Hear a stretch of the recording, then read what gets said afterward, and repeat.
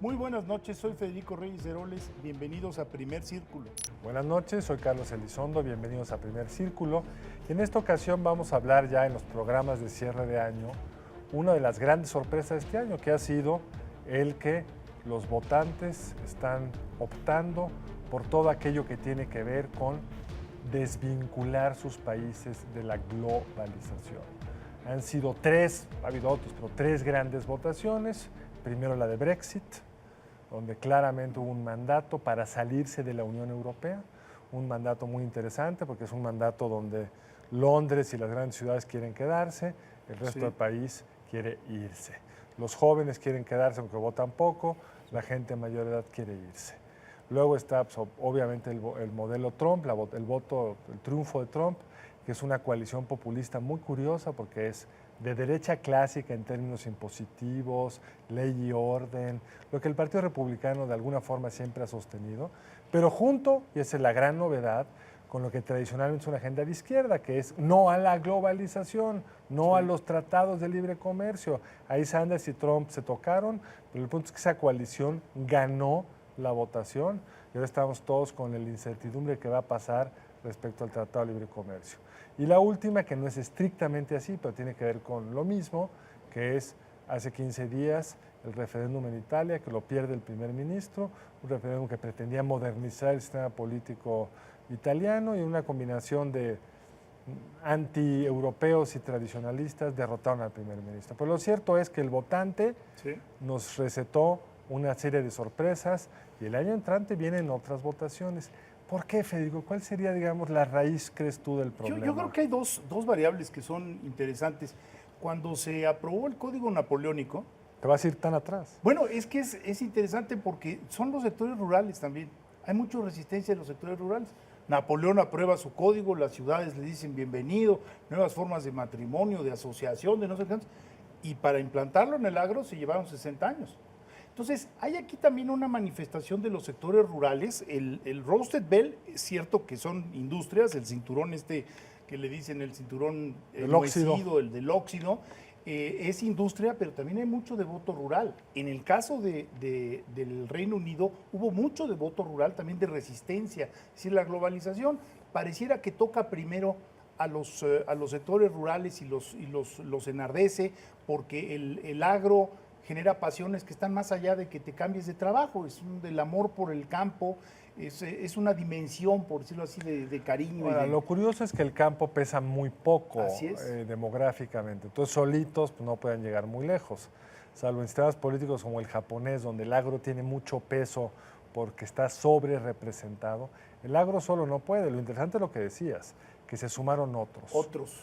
Y ahí viene el segundo eslabón, creo yo, que es un neonacionalismo, ¿no? Es decir, una petición de no nos arrastren en su globalización, nosotros tenemos nuestros estilos propios. Qué bueno que citaste el caso de Japón, porque ese es un caso también en donde hay un nacionalismo muy, muy particular. Y de pronto nos vemos en una discusión sobre los nuevos nacionalismos que lo que rechazan es, pues, quizá una de las eras de mayor prosperidad que ha tenido la humanidad. O sea, los datos del Banco Mundial de disminución de los pobres, etcétera, pues no dejan mucha duda. Y sin embargo van ganando. Van ganando porque disminuyeron los pobres en el mundo por el gran peso de la disminución de la pobreza, sobre todo en China, pero también en la India y otros países emergentes. Pero el caso de ese famoso Rust Belt, ese medio oeste que le dio el triunfo a Trump, por muy poco, por 80,000 votos en los tres estados claves, pero en fin, le dio el triunfo. En ese estado, la globalización, que empieza desde los 70, porque no es NAFTA, no es el TLC, es previo, ha ido quitándoles a los obreros industrializados, a los trabajadores de cuello azul, se les llama, a los que no tienen mucha educación, la posibilidad de tener un ingreso razonablemente bueno y estable, y son entidades, son zonas del país, en términos demográficos muy lastimadas, esperanza de vida, de blancos sin educación, cayendo, epidemia de heroína, de suicidios, de homicidios. O sea, es una situación que Trump entendió muy bien y el Brexit también entendió muy bien, que es echémosle la culpa a los de afuera. Que es la invención típica del enemigo externo, que ahora nos toca vivirlo en carne propia a los mexicanos. Es decir, si quieres unificar, pues edifica a un enemigo externo y eso te va a lograr cierta cohesión interna. Bueno, el caso más notable, pues Fidel Castro.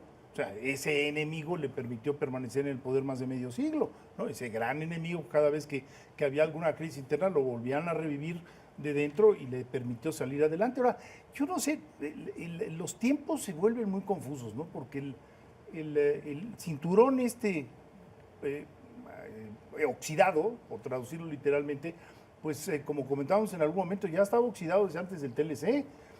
Sin embargo, ha habido como una contención, ha habido una caída en los niveles de vida, y entonces es ahora cuando viene esta explosión que tiene también mucho que ver, Carlos, con algo que a mí me preocupa muchísimo.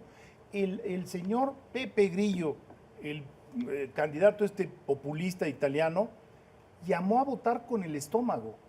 Así, auténticamente, no estoy agregando palabras, voten con el estómago. Voten con el resentimiento, voten con el coraje. Es un elemento muy interesante. La otra gran lección de este año, desde el punto de vista electoral, es que los que hacemos mucho análisis, leemos muchos libros y creemos que el votante va a actuar racionalmente, pues no es el caso. No. Digamos, todo hace parecer que, más allá de la retórica de Trump, de que no se vayan 600 empleos acá, 800 allá, la política tributaria que quiere implementar es una política para los ricos, que no va a ayudar en nada a esos votantes del cinturón del óxido. Y sin embargo, pues votaron por el enojo. Sí. Trump capturó muy bien eso. En el mundo del votante racional que estudiamos y que mucho tiempo creímos que era el correcto, Trump no podía llegar lejos. Y ahora a partir del 20 de enero será el presidente de Estados Unidos, que es una palabra rara de decir, presidente Trump. Si yo te hubiera dicho en los programas de cierre del año entrante que iba a haber un presidente Trump, me hubieras dicho, por favor, cuando estés más sobrio, regresa aquí a la tele. Bueno, este enojo también yo creo que hay que empezar a unir piezas. Tiene que ver con algo que no sabemos todavía muy bien medir, que son las redes sociales.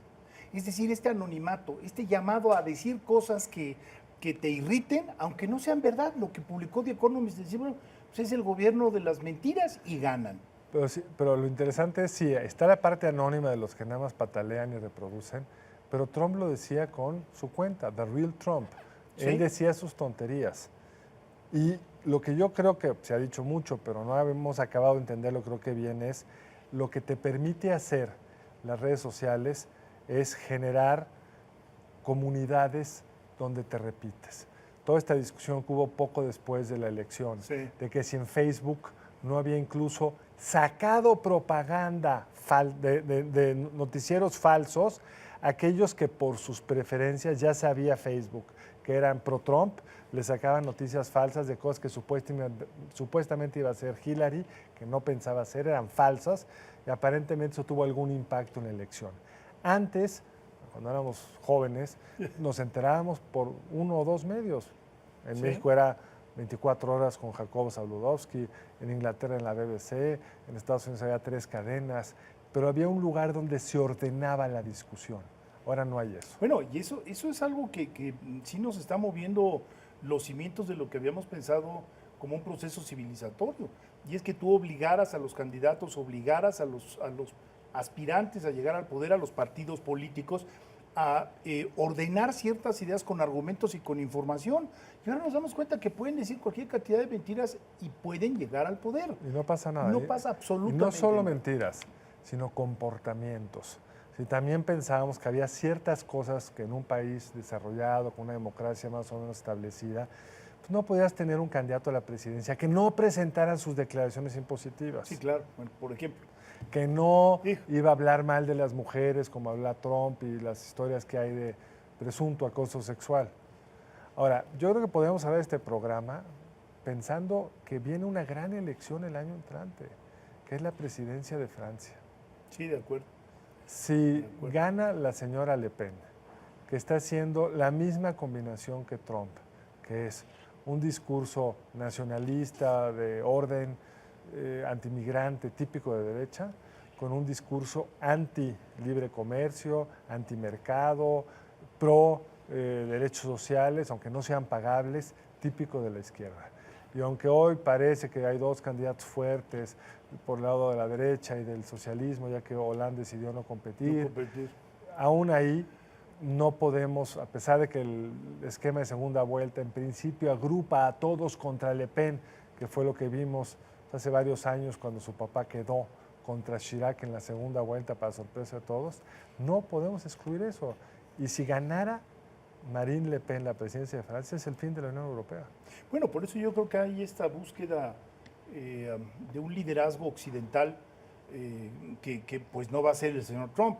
Entonces, O sí, que va a ser peor. o sí, pero bueno, pues también el resto de los países, por ejemplo en Austria, pues ganó un centro izquierda, ¿no? Entonces está dividido. Hay un mundo está juego dividido, todavía, hay un juego, ¿no? una moneda en el aire. Una moneda en el aire. También, por ejemplo, la necesaria coalición entre el PP y el PSOE en España, pues te habla de que los otros partidos que fueron, digamos, la gran sorpresa, la voz de los ciudadanos que no encontraban en los canales institucionales de la tradición española una buena fórmula, pues se desinflaron, ¿no? Pero mientras se desinflan, el hecho es que, como dices, podrían poner en duda a la Unión Europea. Por eso la figura de la señora Merkel también surge, porque dicen, bueno, es una mujer que ha defendido la globalización, que lo ha hecho de manera inteligente, que impositivamente hablando ha sido seria, por decirlo muy brevemente.